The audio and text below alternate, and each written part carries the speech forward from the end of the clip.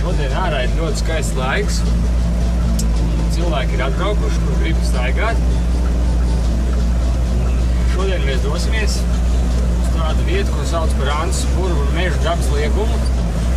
Apskatīsim meža ezerus, purvus un izbaudīsim šo skaisto dienu.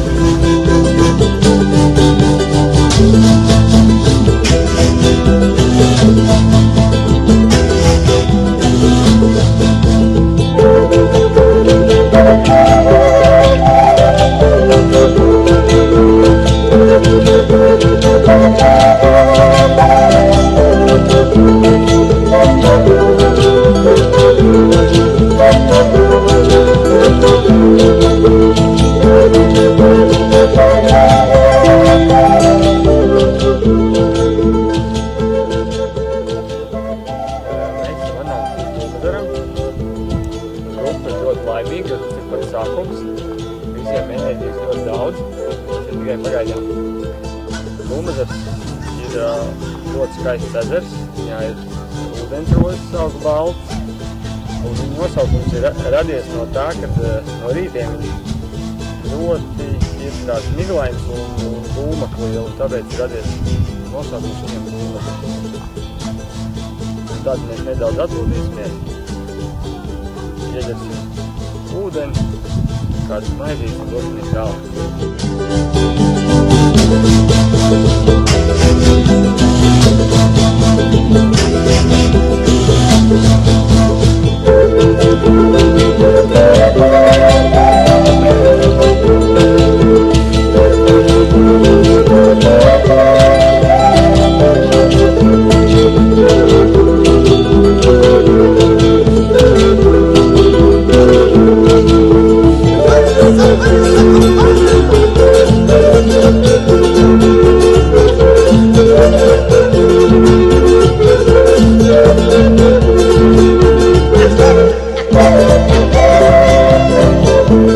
Esam nogājuši pirmos 7 kilometrus. Esam pie Bērdzezera atnākuši, un Bērdzezers ir slavens ar to, ka Dundaga barona pārvaldnieka dēls šeit ir nošauts pie šī ezera, un par godu viņam ir tur uztaisīts krusts. Un pagājuši gadi viņam palika 140 gadi jubileja, kurā mēs arī aizgājām un uzlikām ziedus viņam, apsveicām viņu. Bērni nedaudz jau noguruši, tāpēc arī atpūtīsimies nedaudz ilgāk. Un ir labs laiks, odi nav, vējš, un turpināsim mūsu pārgājienu.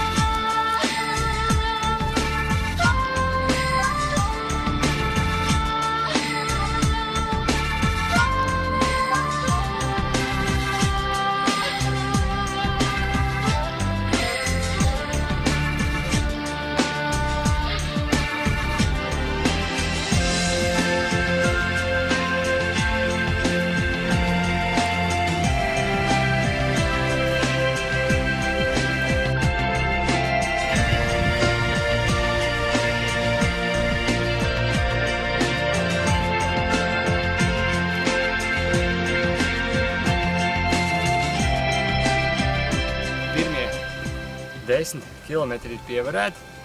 Grupa jau nedaudz jūtās tāda nogurusi, bet vēl patīk iet, un mēs dosimies tālāk, aiziesim līdz Makšķera ezeram, un tur mēs celsim teltis, un tā būs mūsu nakšņošanas vieta. Tā kā turpinam iet.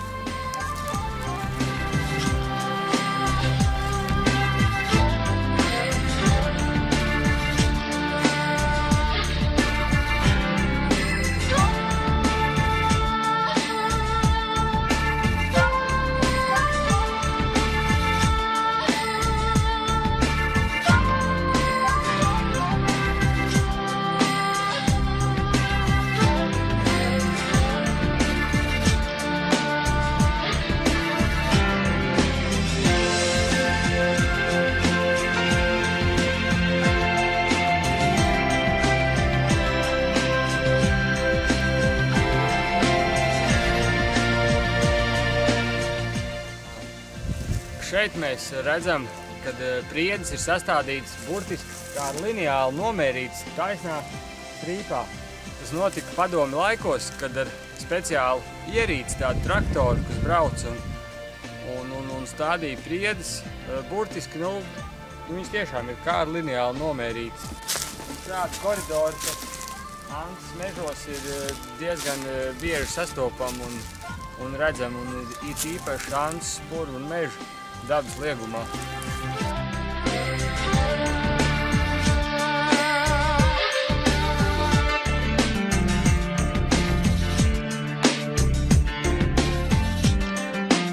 Mēs atrodamies kārtējā krustojuma, kur šeit ir ļoti daudz, un pa to ceļu, ja mēs ietu vai brauktu, tur būtu Garezers.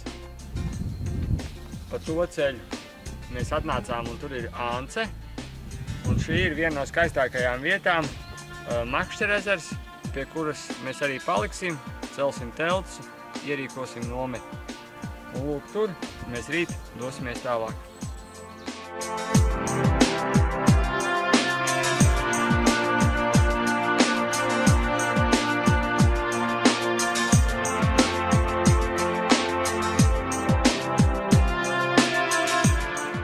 Esam atnākuši. Šodien nogājām 15 kilometrus. Burvīgs laiks, kompānija ļoti jautri un izpalīdzīgi. Viens otram palīdzēja nest somas un pašus arī, jo grupā bija 3-gadīgs vecs jaunietis, kurš sākumā skrēja pret kalnu, bet beigās jau viņu tā kā uznes kalnā, tēca ar māmu. Tagad nedaudz tā kā apstaigājām Makšķera ezeru. Sastapām, lūk, ļoti sens bebrs ir nograuzis bērzu, un viņš noteikti dzīvo tepat ezera krastā, ir izracis kādu alu, un šovakar mēs arī tepat apmetīsimies kopā ar bebru, kurināsim ugunskura un dzīvosimies.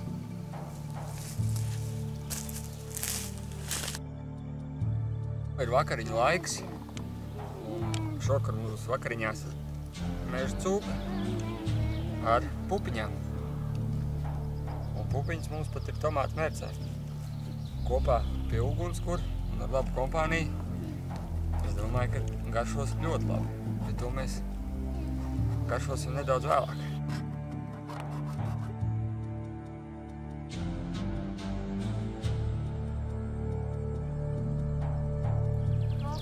Nu ko? Vakariņas ir gatavs. Lūdzu, pie galda. Filmās ir tāda aina, kur viņi sēž pie galda un ēd tur kaut kādu kartupeļu, putru, tāpat kā mēs šovakar darījām. Un tad tas lielākais no viņiem teica, gdje kompot? Nu, un tad mums šovakar arī būs kompots, tikai jau uzlabotā versijā.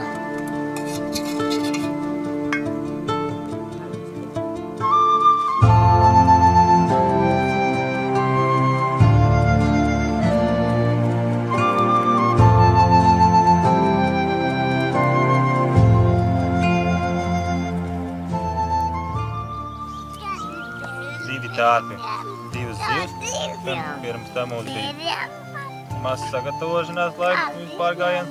Kā jau vienmēr steiga. Es jums ieteiktu, ja jūs nākat pārgājienā, ņemt līdzi vairāk tārpu un špidingu, jo zīves šeit noteikti ir. Un tagad iemetām uz maisa kancīti iekšā. Redzēs, kas rītdien būs. Izķidājām no tām divām zīvēm ārā lūk iekšas. Tagad mūsu pārgājiena vadītājs tās uzmuņš turēs. Un tad ēdīsim. Redzēs, kas būs. Tolašu papīrs mums ir līdzi.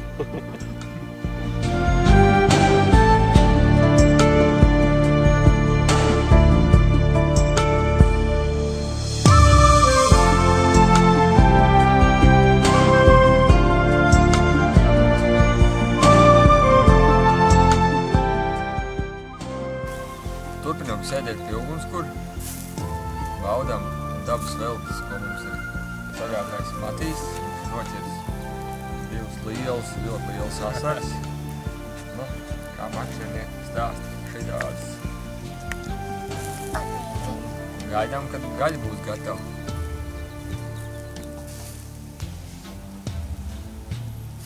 Tuvojās nakts. Ērgļi, maitu klijāni sāk riņķot mums apkārt. Filmētājiem viens jau Aleksija, te nekā. Bet tas tāpēc, ka viņš sēdās pupiņas un makaronu. Ko? Sēžam pie ugunskura, ugunskura stāst. Tiek cilāti, visi stāst par savām pirmajām reizēm un par pārējām reizēm un par lietām un nelietām. Kā tev viņš liekas? Un ļoti skaisti pulkstenis ir gandrīz 12. Tūlīt arī taisīsimies guļu. Un tad rīt dosimies atkal ceļā.